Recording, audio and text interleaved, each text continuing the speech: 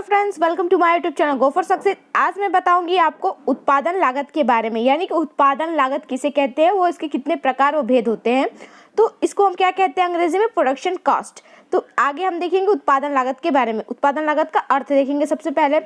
तो उत्पादन लागत कहते किसे हैं, तो साधारण बोलचाल की भाषा में उत्पादन लागत या उत्पादन व्यय से तात्पर्य उन सब भुगतानों से होता है जो एक उत्पादक श्रम, पूंजी, कच्चे माल व अन्य वस्तुओं व साधनों को उत्पादन कार्य में उपभोग करने के लिए पुरस्कार के रूप में देता है।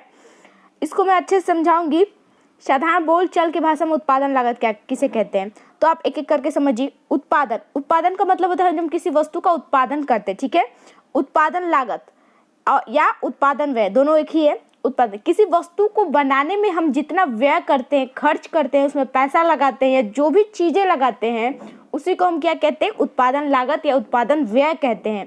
किसी वस्तु को बनाने में खर्च की गई पूंजी को, ठीक है।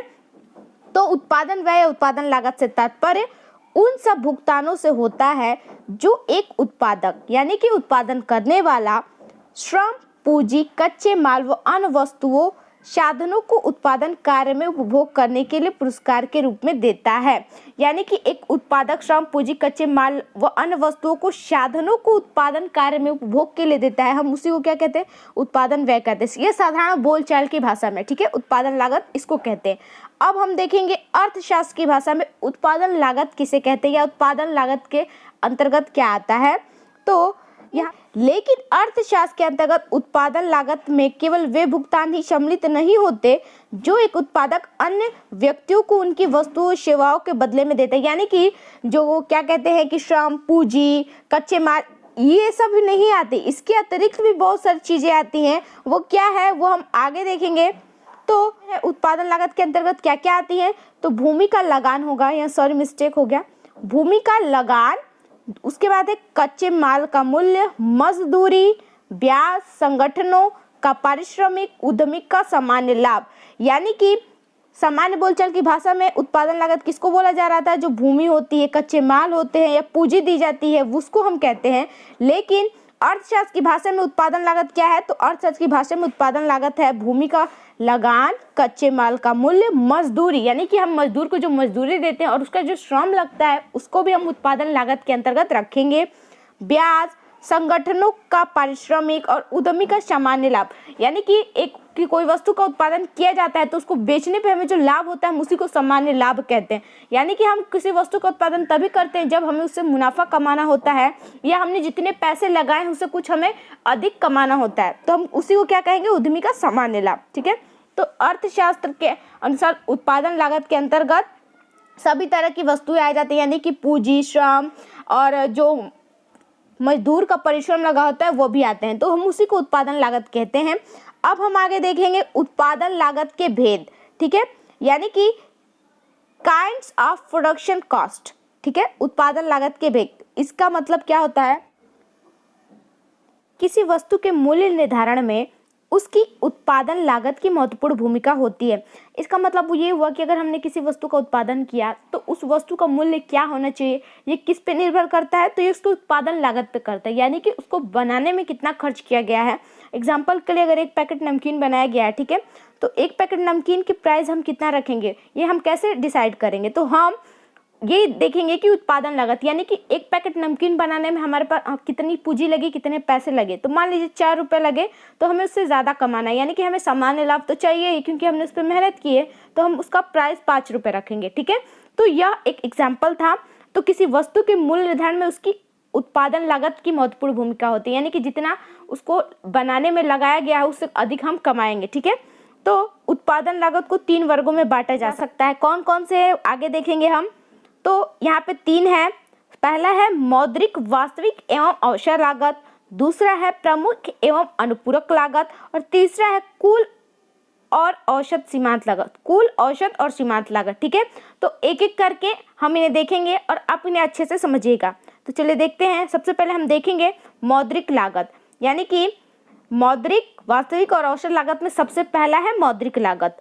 तो मौद्रिक लागत का मतलब क्या है, तो मौद्रिक लागत का अभिप्राय मुद्रा की उस मात्रा से है जो किसी वस्तु का उत्पादन करने में व्यय की जाती है।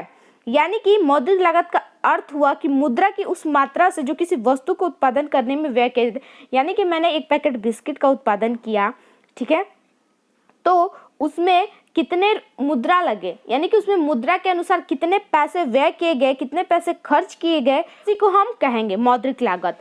यानी कि एक वस्तु को बनाने में जितने हमारे पैसे लगे हैं उसी को हम मौद्रिक लागत कहेंगे। यानी कि किसी वस्तु को बनाने में जो व्यय किए गए धन को या मुद्रा को हम मौद्रिक लागत कहेंगे। इसको आगे देखेंगे। मौद्रिक लागत में 3 प्रकार की मदें सम्मिलित होती है, यानी कि मौद्रिक लागत में भी 3 प्रकार की मदें हैं। कौन कौन सी है उसे हम देखेंगे। तो इसमें है, सबसे पहला है स्पष्ट लागतें, दूसरा है अस्पष्ट लागतें और तीसरा है सामान्य लाभ। एक एक करके हम इन तीनों को समझेंगे। तो इसमें सबसे पहले हम देखेंगे स्पष्ट लागतें। स्पष्ट लागतें उस लागत को कहते हैं जिसमें उत्पत्ति के विभिन्न साधनों को दिया गया प्रतिफल, विज्ञापन व प्रचार आदि पे होने वाले व्यय तथा अन्य लागत, कर, सुरक्षा व्यय, बीमा आदि सम्मिलित होती है।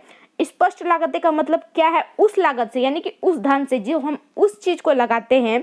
इसमें क्या सम्मिलित होता है, किसी वस्तु को बनाने में मान लीजिए गाड़ी लग रही है, यानी कि साधन, ठीक है, साधन यानी कि जो हम साधन यूज कर रहे हैं उसको हमने पैसा दिया, ठीक है। विज्ञापन, किसी वस्तु को प्रचार करने के लिए विज्ञापन दिया, उसको प्रचार करने में जो हमारा धन व्यय हुआ। उसके साथ साथ कर लगता है, किसी चीज को बनाने में हमें सरकार को टैक्स देना पड़ता है। सुरक्षा, उसकी सुरक्षा व्यय में हमें खर्च करना पड़ता है, उसकी बीमा के लिए खर्च करना पड़ता है, कोई बड़ी कंपनी उसकी बीमा के लिए। तो ये सब क्या है, ये स्पष्ट लागत है। यानी कि मौद्रिक लागत यानी किसी वस्तु को उत्पादन में लगाए गए धन को मौद्रिक लागत कहते हैं, यानी कि धन के रूप में। और उसमें 3 मदें होती हैं स्पष्ट लागतें। स्पष्ट लागतें में विज्ञापन का, साधन का, सुरक्षा व्यय, बीमा व्यय इत्यादि आते हैं, इसको हम स्पष्ट लागत कहते हैं। तो ये आपको समझ आया होगा। अब हम आगे देखेंगे अस्पष्ट लागतें या निहित लागतें। तो इसका क्या मतलब हुआ, तो इसमें उद्यमी अपने साधनों को, यानी कि उसके जो साधन होते हैं, बाजार दर पर मूल्यांकन करके, यानी कि बाजार में उसका कितनी कीमत है, उसके बाजार में उसकी कितनी कीमत है को शामिल करता है। यानी कि अस्पष्ट लागतें मतलब उसने अपने जो साधन को, किसी वस्तु का उत्पादन करने में जो जो साधन लगाए हैं उसको भी वो ऐड करेगा उत्पादन लागत लेने के लिए, किसी वस्तु का उत्पादन लागत निकालने के लिए, ठीक है। तो उसमें उद्यमी अपने साधनों को बाजार दर के हिसाब से भी शामिल करता है, किसमें, मौद्रिक लागत में, ठीक है। ये भी आपको समझ आया होगा। और आगे देखेंगे, तीसरा है सामान्य लाभ। ये किसका है, मौद्रिक लाभ का तीसरा इकाई सामान्य लाभ। सामान्य लाभ तो मैंने ऊपर ही बताया था, लेकिन अभी मैं इसको अच्छे से बताऊंगी। सामान्य लाभ से अभिप्राय लाभ की उस न्यूनतम मात्रा से है जो हर स्थिति में उद्यमी को प्राप्त होनी चाहिए। सामान्य लाभ का अभिप्राय, मान लीजिए किसी उद्यमी ने या उद्योगपति ने, एग्जाम्पल के लिए बता दूं, एक पैकेट चॉकलेट बनाया, ठीक है, और उस चॉकलेट के प्राइस है 10 रुपए, ठीक है। ये तो उसकी उत्पादन लागत हुई, यानी कि एक पैकेट चॉकलेट बनाने में उसे 10 रुपए खर्च आए। तो अब क्या चाहिए, सामान्य लाभ का मतलब ये हुआ कि उसने 10 रुपए एक पैकेट चॉकलेट बनाने में खर्च की है, तो अब उसे सामान्य लाभ तो चाहिए ही। वो 10 रुपए तो 10 रुपए, अगर 10 रुपए है, अगर वो मुनाफा नहीं कमा पा रहा तो 10 रुपए लेगा, तो ये उसका सामान्य लाभ नहीं हुआ, बल्कि उसका कुछ फायदा न हुआ। लेकिन सामान्य लाभ का मतलब है 12 रुपए पैकेट से उसे बेचेगा या 15 रुपए से, ठीक है, तब उसको 12 रुपए का जो मुनाफा होगा उसी को हम सामान्य लाभ कहेंगे, ठीक है। तो यानी 10 रुपए उसने लगाए हैं, अगर जब तक उसे 15 रुपए, 12 रुपए, 20 रुपए का फायदा नहीं होगा तो उसे हम सामान्य लाभ नहीं कहेंगे, ठीक है। तो सामान्य लाभ आप समझ गए। इसके आगे है अन्यथा वह उद्योग विशेष पर कार्य नहीं करेगा, यानी कि उसे जब तक सामान्य लाभ नहीं होगा, उसने जो उत्पादन लागत लगाया है, उत्पादन किया है, उसमें उसको प्रॉफिट नहीं होगा, उसको सामान्य लाभ नहीं होगा, तो वो क्या करेगा, उस उद्योग पर वह कार्य नहीं करेगा, ठीक है। तो आप समझ गए सामान्य लाभ। आगे हम देखेंगे वास्तविक लागत, यानी कि मौद्रिक लागत, वास्तविक लागत और अवसर लागत। तो ये दूसरा है वास्तविक लागत। तो इसमें क्या है, वास्तविक लागत का अर्थ उन सब कष्टों, प्रयत्नों से है जो किसी वस्तु के उत्पादन में उठाने पड़ते हैं। यानी कि वास्तविक लागत का मतलब उन सब कष्टों से है। इसका मतलब मैं बता दूं, जैसे कि किसी वस्तु का उत्पादन करने के लिए क्या लगता है, मजदूर का श्रम लगता है, पूंजीपति की आवश्यक पूंजी लगती है, ठीक है, प्रतीक्षा करना पड़ता है, किसी वस्तु को बनाने में प्रतीक्षा करना पड़ता है, बहुत चीज़ों का हम क्या कहते हैं व्यय होता है, कष्ट सहने पड़ते हैं और किसी वस्तु को उत्पादन में समाज को भी बहुत सारे कष्ट उठाने पड़ते हैं, तो हम उसी त्याग को क्या कहते हैं, वास्तविक लागत कहते हैं। यानी कि किसी वस्तु का उत्पादन करने में जो हमें कष्ट होता है हम उसी को वास्तविक लागत कहते हैं। यह अर्थशास्त्रीय मनोवैज्ञानिकों द्वारा बताया नहीं जाता, लेकिन इसे भी हम ऐड करेंगे, इसी को हम वास्तविक लागत कहेंगे।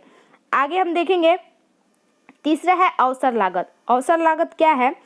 वैकल्पिक लागत, विस्थापित और हस्तांतरित आय। यानी कि अवसर लागत को वैकल्पिक लागत, विस्थापित और हस्तांतरण आय भी कहते हैं, इसका अन्य नाम है, ये याद रखिएगा। तो हम देखेंगे अवसर लागत होता क्या है।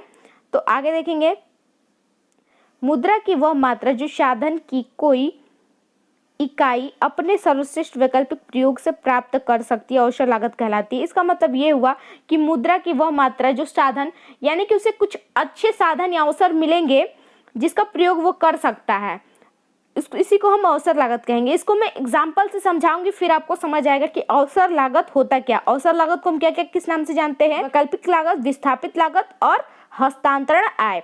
तो इसको अभी मैं एग्जाम्पल से समझाती हूँ, तो देखेंगे इसका एग्जाम्पल। उदाहरण के लिए मैं बता दूं कि मान लीजिए एक मजदूर है, ठीक है, उसे किसी काम में प्रतिदिन किसी काम के लिए 50 रुपए मिलते हैं, ठीक है, लेकिन वो कहीं और भी कार्य करते हैं, यानी कि वो दूसरी जगह काम करता है तो उसे 45 रुपए और किसी तीसरी जगह कार्य करता है तो 40 रुपए मिलते हैं। तो अब मजदूर की क्या है?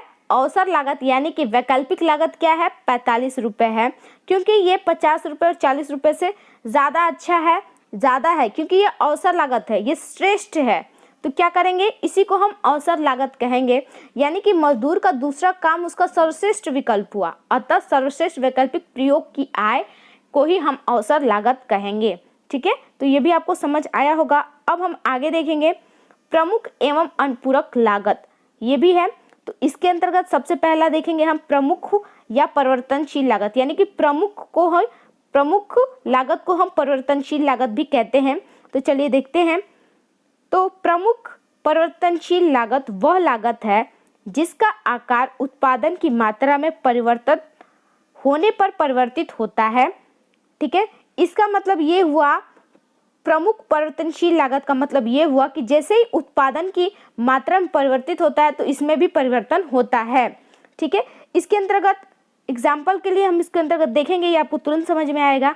जैसे श्रमिकों की मजदूरी, यानी कि परिवर्तनशील लागत का मतलब है कि जो हमेशा परिवर्तित होता रहता है, जो अस्थायी नहीं रहता, उसी को हम परिवर्तनशील लागत या प्रमुख लागत कहेंगे। तो मान लीजिए किसी फैक्ट्री में श्रमिकों की मजदूरी अस्थायी नहीं होती, यह हमेशा परिवर्तित होती रहती है।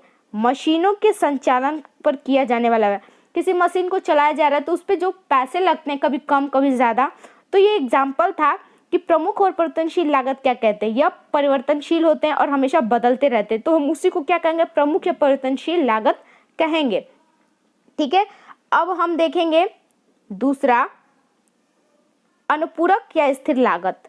ठीक है, इसका मतलब क्या हुआ कि अनुपूरक लागत वे हैं जो कि स्थिर साधनों के प्रयोग के लिए दी जाती है। अनुपूरक लागत यानी कि अनुपूरक लागत का मतलब हुआ कि जो स्थिर साधनों को प्रयोग के लिए दी जाती है। ऊपर था हमारा परिवर्तनशील लागत था, ठीक है, तो उसमें क्या था, साधन में हमेशा परिवर्तन होता रहता है, और इसमें क्या है कि स्थिर साधनों को प्रयोग के लिए दी जाती है।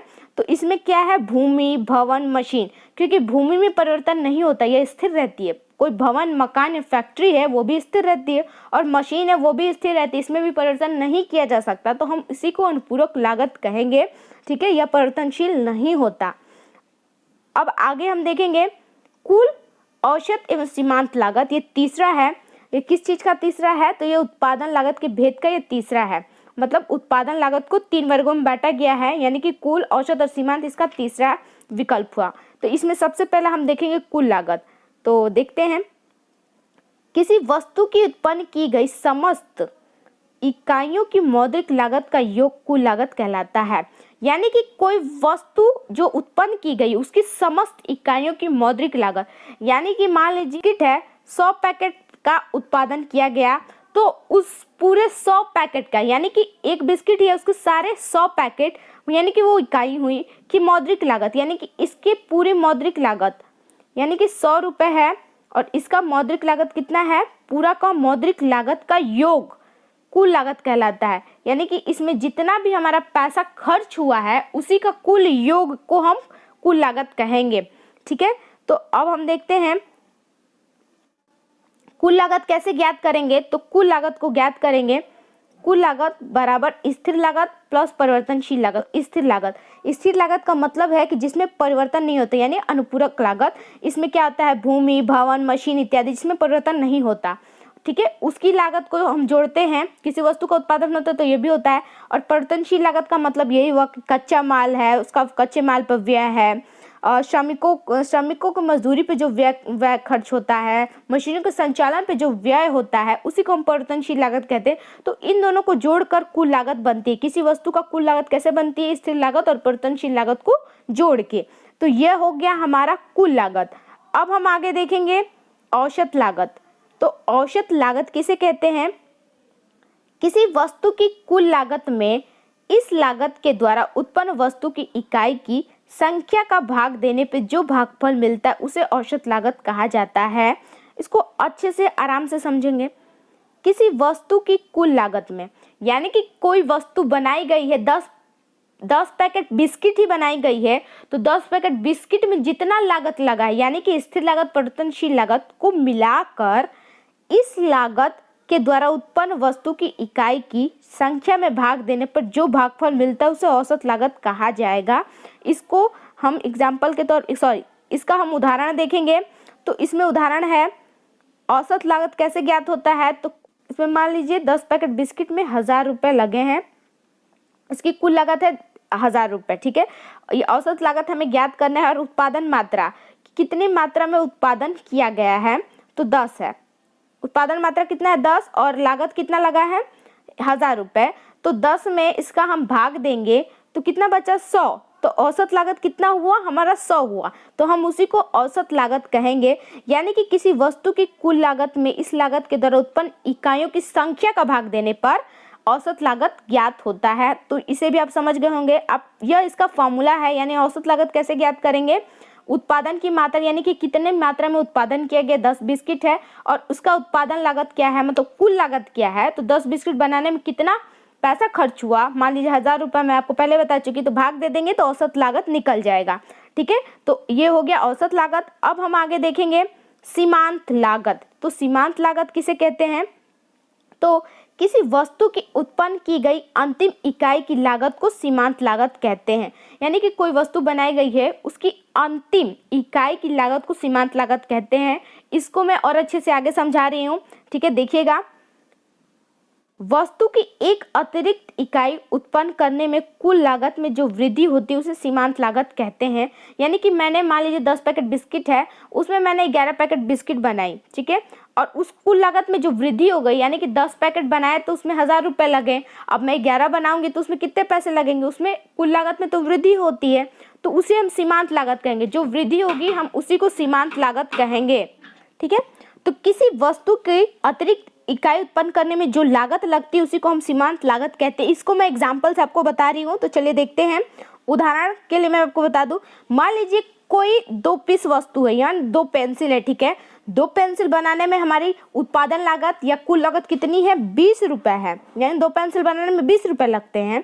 और एक अतिरिक्त, यानी कि मैं एक अतिरिक्त पेंसिल बनाऊंगी, यानी कि 2 है तो 3 बनाना है, तो उसमें 10 रुपये एक्स्ट्रा लगेंगे। ठीक है, तो ये तो मैं पहले बता दे रही हूँ। ठीक है, तो मान लीजिए ये 20 रुपये, मैंने कि एक पेंसिल का दाम 10 रुपये, तो 3 बनाएंगे हम तो कितना हुआ, 30 रुपये। और उसमें से पहले का जो 2 बनाए हो उसको हम घटा देंगे तो बचा हमारा 10 रुपये। यानी कि ये सीमांत लागत कितना है, 10 रुपये। इसी को हम अतिरिक्त इकाई कहेंगे, क्योंकि हम 2 उत्पादन कर रहे हैं और हमने एक इकाई बढ़ा दी, तो उसी को हम सीमांत इकाई या सीमांत लागत कहेंगे। ठीक है, तो हमारा सीमांत लागत कितना है, 10 रुपये है। तो अब आपको समझ में आया होगा कि सीमांत लागत किसे कहते हैं। ठीक है, अगर ये आपको वीडियो अच्छा लगा हो तो प्लीज़ मुझे कमेंट करके ज़रूर बताइएगा, और इससे रिलेटेड आपको कुछ पूछना होगा तो मुझे कमेंट्स में ज़रूर बताइएगा। साथ ही साथ मैं आपको बता दूं कि अर्थशास्त्र से रिलेटेड मैंने बहुत सारे वीडियोस बनाई हुई हैं, जिसका लिंक मैंने आई बटन डिस्क्रिप्शन में दिया हुआ है। साथ साथ मेरे चैनल पर आप जाकर उसे देख सकते हैं। अगर आपको ये वीडियो अच्छा लगा हो तो प्लीज़ इस वीडियो को लाइक और मेरे चैनल को सब्सक्राइब जरूर कीजिएगा। साथ ही साथ बेल आइकन प्रेस कर दीजिएगा, जिससे आपको मेरे वीडियोज़ की नोटिफिकेशन सबसे पहले मिलती रहे। Thanks for watching.